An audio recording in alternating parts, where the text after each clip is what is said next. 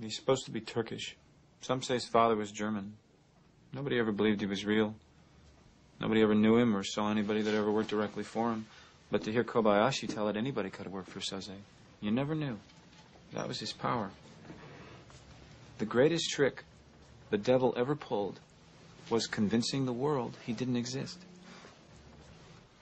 One story the guys told me, the story I believe, was from his days in Turkey. There was a gang of Hungarians that wanted their own mob. They realized that to be in power, you didn't need guns or money or even numbers. You just needed the will to do what the other guy wouldn't. After a while, they come into power, and then they come after Soze. He was small time then, just running dope, they say. They come to his home in the afternoon, looking for his business. They find his wife and kids in the house and decide to wait for Soze.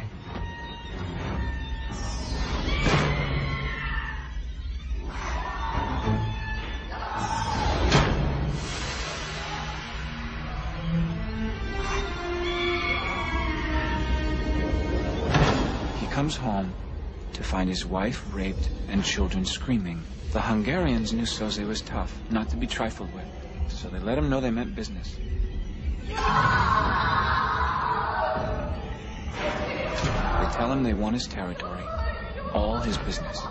Soze looks over the faces of his family.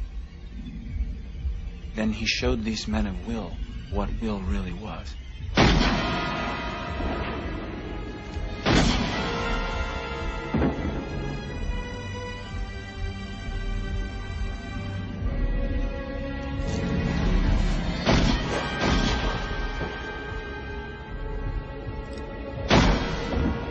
Him he would rather see his family dead than live another day after this. He lets the last Hungarian go. He waits until his wife and kids are in the ground, and then he goes after the rest of the mob. He kills their kids, he kills their wives, he kills their parents and their parents' friends.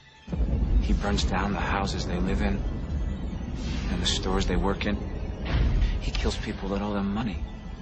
And like that, he's gone. Underground. Nobody's ever seen him since. He becomes a myth, a spook story that criminals tell their kids at night. Rat on your pop, and Kaiser Soze will get you. And no one ever really believes. Do you believe in him, Verbal?